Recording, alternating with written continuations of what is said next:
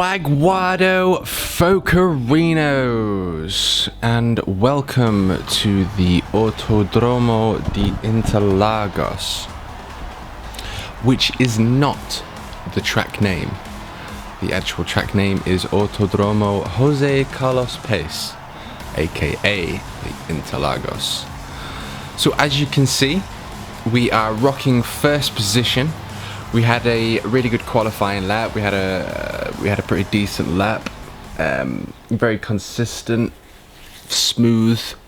Didn't necessarily feel very fast, but it felt, sort of comfortable. And obviously, this sort of new level of consistency is providing me with a sort of faster lap times. And in this case, which was the second race out of the 5 Manufacturers' Cup races that evening, I qualified first. So it's a rolling start. We've got the Jake guy behind us, and away we go. See the front end of that car lift when you're applying 600 horsepower down. So we're coming down into the first corner, Senna S du Senna. Looks like I went wide there, but I actually went ultra defensive. I get very fearful on the first corner of any race. So I just decided to go ultra defend, make sure I was in first position. You can see that Jake guy in the Mustang is pushing hard. He's looking to get that position early. He wants to get into the lead. You can see he's sort of having a little look there. I'm just sticking to that racing line. Hopefully I can push along to push out of his slipstream. So we're gonna keep moving forward with all of this, and hopefully we can gain that 3/4 of a second gap. Now, where are we on the track? We are coming towards the junction. So we hit the junction, up into Coffee Corner, and we hit the Subida dos Boxes up to the pits, which we are just passing now. 15 bleachers for the 15th and final corner. That Jake guy's gone for a massive move on the inside. He's nowhere to be seen. There he is. He went for the dive from another dimension. I don't know whether he thought that he was just gonna get like ultimate max grip or something. I don't know whether he had a wild card, but it just did not work out for him. Surprise, surprise. So again, I'm just sort of sticking with my consistency. I'm not really looking to race. I find that if you're racing other people, you then sort of compare yourself to the other person, whereas if you race the track, you're always pushing it to its fastest limits. So it's a 3-tyre race. You have to use the soft, the medium, and the hard compound tyres. We have a 20-lap race, and I decided to put the softs on first. Now, this race is an interesting race, especially if you're looking to improve your racing, you're looking to improve your lap times, you're looking to, get that extra position, the win. You could learn something from this race. I most certainly did. There was a certain player in position 7 on the grid named Danny707, and you will see towards the end of the race where he comes, because it's just an interesting turn of events and it taught me a lot. So McLaren running a little bit wide there. You can see the Mustang's really pushing hard, wanting to keep up, and I think again that's what it is. That's where he's losing out on just under a tenth on these odd corners, but after 10 corners, that's coming up to half a second of time lost. The harder you push it, the less balance your car has, and therefore the less speed it's going to have. It is all about stability. You have to have a stable car. The more stable the car, the more brake power you can increase, the more acceleration you can increase, the more you can turn, because there's less weight to deal with. You can only take the suspension and the tyres to 100% at any given moment, so it's a case of increasing the percentage at any given moment. What corner are we at now? There's some very interesting named corners here. It was 1940 is when, just having a quick little look. Opened in 1940. Yes, and Interlagos is its nickname. Its actual name was Autodromo Jose Carlos Pace.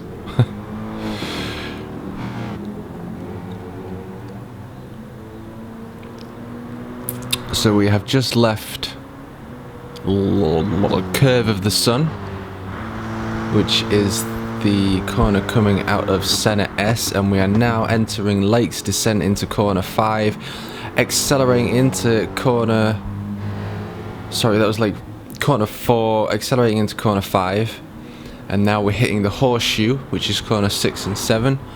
So we're hard on the brakes very quickly, and then we come off, and a slight touch of the accelerator to balance the car. And we come into these sections of corner here, which are very, very awkward. We've got the little orange, the little pine tree, duck's bill, and dive. The duck's bill is the latest hairpin here. And we move on to corner number 11, which is dive into the junction, where you're hard on the brakes. Second, third gear, depending on where you are. Obviously second gear is going to give you more pull out the corner, and obviously yes, this is that corner that you want to maximise your speed on, because it's a long straight. But third gear is just a little bit more stable, and sometimes you could just sort of carry more speed through the corner with third because it's more stable, unless you apply a little bit of throttle with second gear. So we're coming up to the Senna S, and now we're passing through curve of the sun, hard on the throttle.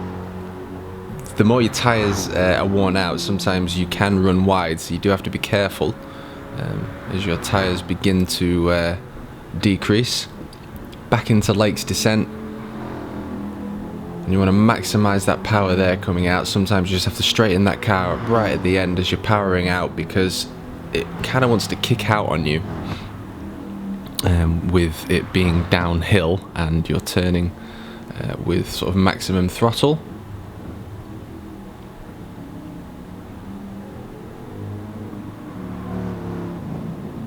Yeah, very interesting name. So from the horseshoe, we lead into Little Orange, which is sort of the first hairpin, into Little Pine Tree. Now, Little Pine Tree is a corner that you have to be very, what's the word I want to use, patient. You have to be very patient on Little Pine Tree, because it is a long sort of hairpin. I suppose a hairpin, it feels like a hairpin, but it sort of goes on for quite a while, so you have to be very careful getting on the gas, because as soon as you get on that gas, the car pulls you wide, and if you get on the gas a little bit too early, it just absolutely ruins your corner. So here you can see we're keeping it in as tight as we can, because if we keep it to the left, we can swing it into the right earlier, get on the gas earlier, and coming through curve of the sun, we can apply as much throttle as possible, i.e. max, heading our way to Lakes Descent. We're hard on the brakes here. You have to trail brake a lot coming in here. Trail brake, and off. And we just want to be applying the throttle very cautiously, because it's easy to run off. There is a lot of elevation changes in this map in Brazil. So you have to take that into account as well, especially with these GT3 cars pumping out an absolute ton of power. Getting quite comfortable with that corner. This is the Little Pine Tree. You see we were waiting to get back on the power, and after the little pine tree we've got the duck's bill. So we're entering here into first gear, tapping it in, getting on the gas, trying not to spin the car, so being extremely cautious. Into the dive, coming up to the junction, turn it in, easy, power, power, power, power, power. It's at the beginning of when I was doing all this, the back end came out quite a lot there at the beginning of my Gran Turismo journey, but again it just goes to show what happens the more you play this game and the more you learn. It's very rewarding. It's great that they have this sort of simulation experience where you have to sort of really learn the car. So we're speeding up because we've had a sort of good feel for where we are. You can tell now that you can't really see anyone in my rearview mirror. So feeling quite comfortable, fuel saving quite a lot, short shifting, and I think I decided to put it into fuel map 2 or 3 for a while, and I think I put it into fuel map 6 for I think maybe a full lap, which I think in its entirety of time lost you may be talking in between somewhere at the region of 10 to 20 seconds, which is something to keep in mind of when you actually see the end of this race. Because fuel saving is a thing, but also 1 second is a big difference in a race. Can be the difference between a win or a loss. So we've got the Mercedes boys doing what they do best, earning their paycheck. Thank you very much. And we are exiting Interlagos, and we see position number 1 in another Mercedes GT3 AMG with the standard livery. Just picked up a half-second penalty as well, so that means I'm going to have an opportunity to be able to catch up. And I'm wondering whether he's already pitted here, because obviously I've come out, or whether I'm just catching up to him because he hasn't pitted. And you just saw the McLaren there in the back, so he's still up there. Must have sort of maybe pitted at the same time perhaps, but he's having a good race. And JC up at front, you can see that we're back in with the pack now. I would assume that a few of them are still left to pit, but it's not too bad, sort of close-ish sort of still. I go for a move here because he was really wide. I thought he was letting me in.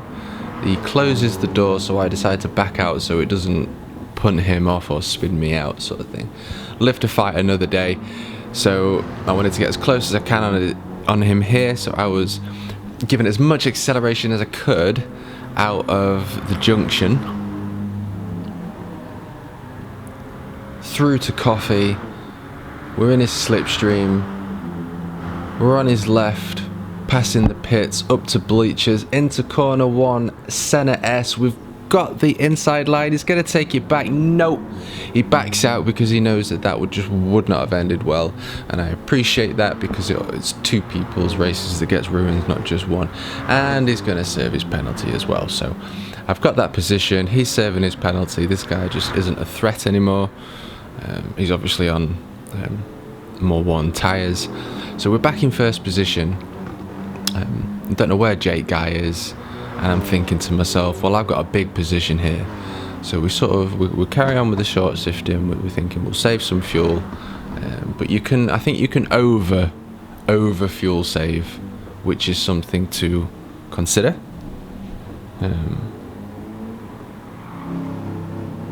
Now, jumping onto the CSL Elite, which I have been using for maybe a month and a half now. It has improved my driving skills, and it has given me a lot more information. Now you can see just to your left there, you've got the bunch of cars. You can see the gap that I'm pulling, and it was that point that I was thinking I have got a big space. So I think I was putting it into high fuel maps, or low fuel maps rather. So just think, let's just try and save a load of fuel. But again, the end of the race will show you what can happen, I suppose, if we over fuel save. But the CSL Elite, the pedals and both the wheel are a improvement over the Logitech G29. Now I must say the Logitech G29 is an absolutely fantastic wheel. I love that wheel. I want to get back on it, if I'm honest. I think it's a cracking little thing. I love the thickness of the thing. I think it's got a lot of feel. The CSL Elite is similar, but it's just a lot smoother. It's a lot more defined. It's a lot more pull. You feel the road conditions a lot more, and I've noticed that sometimes when you come into these corners and you're trying to maximize your braking in the Logitech, you didn't necessarily feel it, but with this you feel the loss of grip. So the wheel goes light, and sometimes if you overturn into a corner you get that loss of grip as well. The wheel just goes really light, so where, you know, the tires aren't gripping anymore, it's just sort of like skidding along. And that's helped me massively. I've been able to find my limits through the angle of how much I turn versus how much brake pressure I can turn with the angle. And I found that I found that I can actually push the brakes a lot harder than I expected.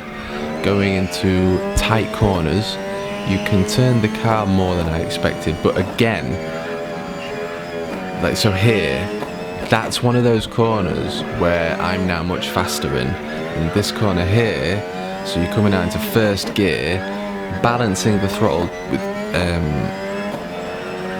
with the accelerator coming into first gear, so you keep it stable. But the car itself is so stable, and you can keep applying like generous amounts of trail brake into them corners, and you find that your braking points are much later, and that's massive.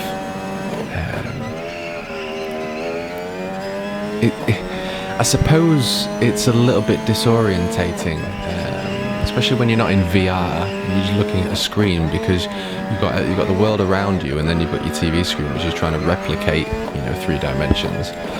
But when you're inside a vehicle, and I've always found this, when you're inside a vehicle, it's sort of difficult to know where the front of the car is. So I find that a lot of people turn in way too early, and they don't know, because they just don't know where the front of the car is.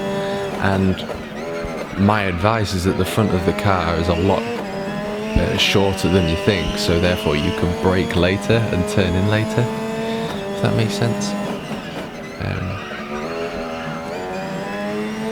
But it's completely changed my game, so I do absolutely recommend the CSL Elite, and it is the base wheel.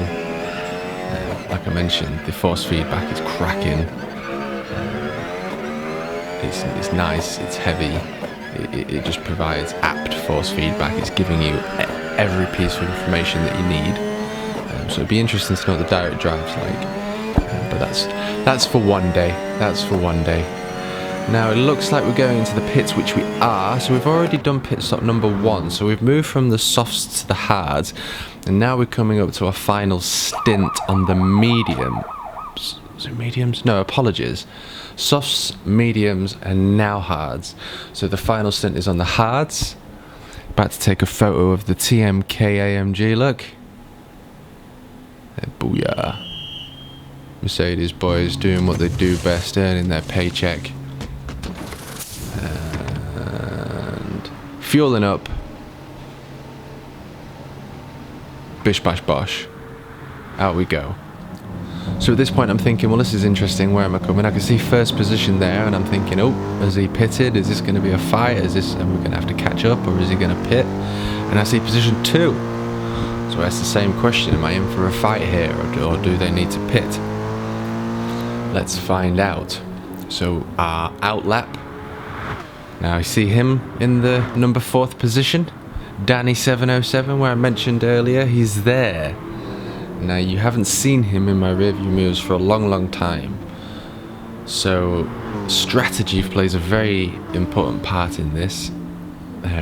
I did ask him at the end of the race what tyre strategy he used. You can tell now that I'm on my final stint, I'm also curious to whether when you actually pit, because obviously we're pitting with 3 different compounds here. I think I heard on Tidgeon's stream someone was saying that depending on what compound you pit with and you use or begin with, I don't know, it can change the amount of seconds that you're in the pit for. So whatever tyre you start off with, which I can't remember how it was, but it has an effect on the overall time. Which again, at the end of a race, 4 seconds, you know, that could mean a race win or a race loss. So you can see they've gone into the pits. I'm now in 2nd position. Danny's come on the inside line. I'm not going to attack. I'm waiting as late as I can to turn in late, which I did. I got the apex. We've got the 2nd apex. I'm now in his slipstream. I'm going to try as hard as I can now. I'm going to push to the limits, which you can see there. Just clipping the curbs. Heading up to Lake's Descent. Trying to keep on Danny's slipstream, because in that, I think it's important right here that I at least keep up with him. If this guy's on softs, which it looks like he is, or mediums, but he's caught up with me fast. He's passed me and it looks like he's getting away fast. I've had a pretty decent race. I've had consistent races. My corners are, you know, comfortable. When I say my corners are comfortable, what I mean is it's just a nice corner and it's been accelerated through nicely, so it's just like I can't really say that I can go much faster in the sense of a comfortable corner. It's just, you know, a good corner. So you can see there we're getting as much of that curb in as we can, because I want to maximise my speed on the exit here. He did slip, so I was like, oh, good, I can get in his slipstream, which I can. That is very much slipstream territory. So if I can just keep in this guy's slipstream, maybe I can pull him back in. Maybe he has another stop. Maybe he's going to make a mistake. You just do not know. You can see there, look, I'm running really wide and he's just got the line and he's keeping the line and he's pulling away. And it's at that point here where I was thinking, okay, like, I'm doing well and I can't catch this guy, so I'm not going to push. This guy's clearly just on better tyres. And then that made me think, because no one's been behind me this entire race, especially not this guy. At the beginning of the race I was pulling away a few tenths, then it was a few seconds, and then it was just you couldn't see anyone. Then I came out the pits, but that guy didn't pit, so realistically there was no one behind me. I've come into pit for the 3rd time, we've stuck the hards on, and this is the end result. So like I mentioned, this was the 2nd race out of the 5 manufacturers race. This is round 1, 40 points for grabs. So if I come 2nd, I'm only going to miss out on 2 points, which I'm not going to complain about. It did make me think, you know, that strategy, running that strategy, racing like that, like I mentioned to you before, with the fuel saving, I was over fuel saving. I wasn't slowing down, but I was short shifting a lot. And I was in higher fuel maps for 2 or 3 laps. And again, I don't know whether that would have made the difference to the end result of this race. It's a very interesting one. So like I mentioned, soft, mediums, hards. I'm pretty sure that's what I did. I did ask Danny what he used, and he did medium, hards, and then softs. So you can see there that guy is pulling away. So using softs at the end of a round, I think, is a clever way to do things. Obviously, he was in traffic, so that can either slow you down or it can speed you up, because if people are on softs and you're on mediums and they're pulling you along in your mediums, you're gaining time because you can't gain those times through mediums, but they're pulling you along in the slipstream, so you're getting soft tyre times with your mediums. Stick the hards on, get the hards done and get them off, and then you get your softs on, and then it's a case of just going balls out, because you've got the opportunity, you're in your flow, you've then got the opportunity to just go absolute ham. If there's anyone that you need to have a fight with, you're maximising your chances because you've got the best tyres on. You know, it makes sense to use the softs to last. Now, I'm not saying softs used first is a bad idea. Strategies are strategies, and your strategy is, you know, your strategy, and every race is different, and where you come, how many pit stops, it all makes a difference. It's not a case of I'll just go for these tyres. You know, I was at the front, I put softs on, I wanted to keep at front, and I did. Maybe if I would have not have fuel saved, etc., and that would have made the difference, but I did.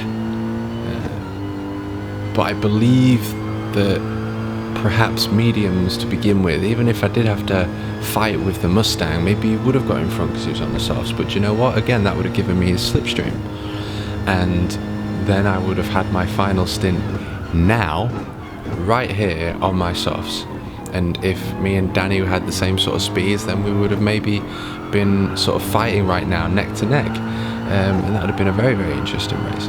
But again, this is what I've learned, and this is why I find it interesting. It's not really driving skills per se, even though my driving skills are improving. It's the tactic, it's the race tactics. You can see there that I was wide, and then you saw that I was having a little bit of a spin. You can also see that guy's right up there, 2, 3, 4, about 5 seconds in front now, just under 5 seconds. So I'm thinking to myself, well, I don't want to make a mistake and lose any more positions. Maybe this guy does still have to pit. You can see there, look, running really wide, even pushing down into first gear. Careful, keeping it into second. We're not going to push into third until a little bit later on. Keeping it into second here, not into first, because we're not really looking to push for those lap times anymore. We just want to be nice, comfortable and stable. You can see the GTR up in front. We're now coming up to the junction, and now we're going to be passing Coffee up to the pits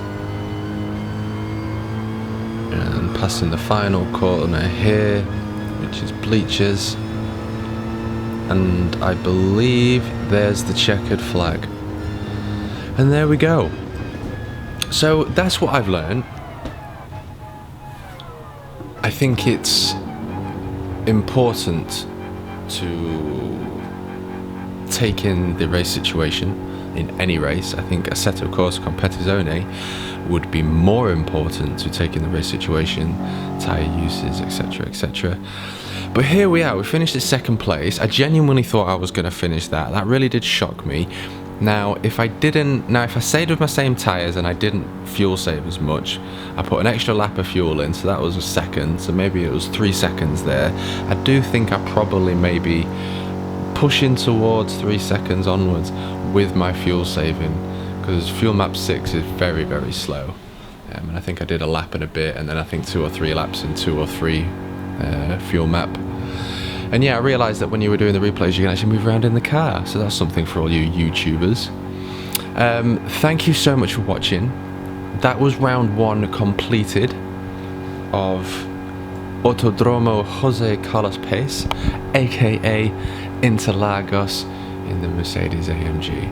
Thank you for watching. See you next time.